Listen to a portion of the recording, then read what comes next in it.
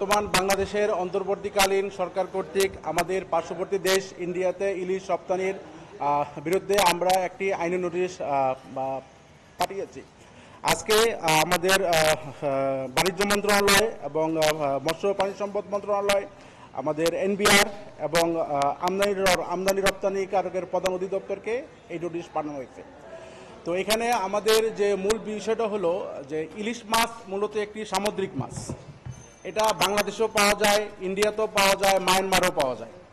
তো বাংলাদেশের চেয়ে ইন্ডিয়ার সমুদ্র সীমা অনেক বেশি, ওদের অনেক ইলিশ উৎপাদন হয়। মূলত বাংলাদেশ থেকে ইন্ডিয়ার ইলিশ আমদানি করার কোনো প্রয়োজন নাই।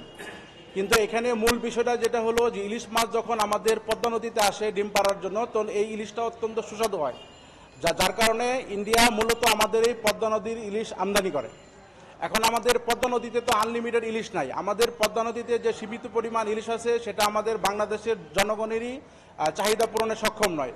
কিন্তু এই পদ্মা নদীর সমস্ত ইলিশ ইন্ডিয়াতে চলে যাওয়ার কারণে, রপ্তানি এবং অবৈধভাবে পাচার হওয়ার কারণে বাংলাদেশের জনগণ এই পদ্মা নদীর ইলিশ থেকে বঞ্চিত হচ্ছে।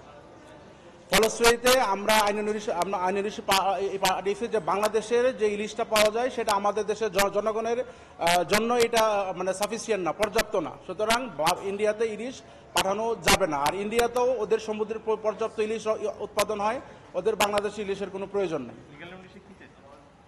আমরা লিগ্যাল নোটিশে যে আমাদের বর্তমান সরকার যে অনুমোদন দিয়েছে ইলিশ রপ্তানি করা, সেটা প্রত্যাহার করার জন্য অনুরোধ করছি। নইলে আমরা এখানে 3 দিনের সময় দিয়েছি, যদি তারা প্রত্যাহার না করে আমরা মহামান্য হাইকোর্টে রিট পিটিশন দায়ের করব। এটি ছিল আমাদের মূল বক্তব্য। যে এখানে আমাদের বাণিজ্য মন্ত্রণালয়ের সেক্রেটারি এবং মৎস্য প্রাণী সম্পদ মন্ত্রণালয়ের সেক্রেটারি, এনবিআর এর চেয়ারম্যান এবং আমাদের আমদানি রপ্তানিকারক অধিদপ্তরের প্রধান নিয়ন্ত্রককে আমরা এই আইনি নোটিশ পাঠিয়েছি। এখানে আমি একটা জিনিস বলব, বিষয়টা আসলে একটু টেকনিক্যাল বিষয়। বিষয়টা হলো যে ইলিশ মাছটা মূলত সামুদ্রিক মাছ, যেটা আমি আগে বলতেছি। এই সামুদ্রিক মাছ বাংলাদেশে উৎপন্ন হয়, ইন্ডিয়াতে উৎপন্ন হয়, মায়ানমার উৎপন্ন হয় এবং বিশ্বের অনেক দেশে ইলিশ পাওয়া যায়। এবং আমাদের যে বে অফ বেঙ্গল, বঙ্গোপসাগরের সাথে ইন্ডিয়াও কানেক্টেড, মায়ানমারও কানেক্টেড। কিন্তু এই ইলিশ মাছটা যখন পদ্মা নদীতে আসে তখন সেটা অত্যন্ত সুস্বাদু হয়। মূলত ভারতেই পদ্মা নদীর ইলিশ আমদানি করা হয়। এখন এই দুর্গাপূজা হোক বা যে উপলক্ষে হোক, আমাদের দেশে যারা ইলিশ রপ্তানিকারক তারা সারা বছর ধরে এই পদ্মা নদীর ইলিশগুলোকে তারা সংরক্ষণ করে তারা এই যখন রপ্তানি অনুমতি পায় এবং এটার সাথে অবৈধভাবে সীমান্ত দিয়ে তারা ইন্ডিয়া ইলিশ পাঠায় দেয়। যার কারণে এই পদ্মা নদীর ইলিশ আমাদের দেশে জনগণ একরকম পাই না। আমরা যেটা খাই সেটা হলো সামুদ্রিক ইলিশ।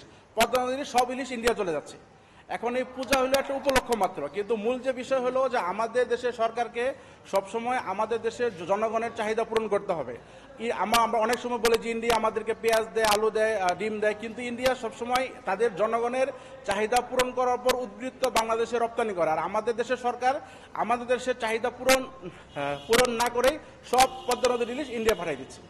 এটা হলো আমাদের মূল বক্তব্য। যেহেতু ইন্ডিয়াতে এখন আমরা চাই ইলিশ, জি এখানে ইন্ডিয়া উল্লেখ করা হয়েছে, যেহেতু এখানে বিপুল পরিমাণ ইলিশ রপ্তানি হচ্ছে, আমরা চাই আমাদের দেশের পদ্মা নদীর ইলিশ এদেশের জনগণ খাক, যেহেতু এটার যোগান খুব সীমিত।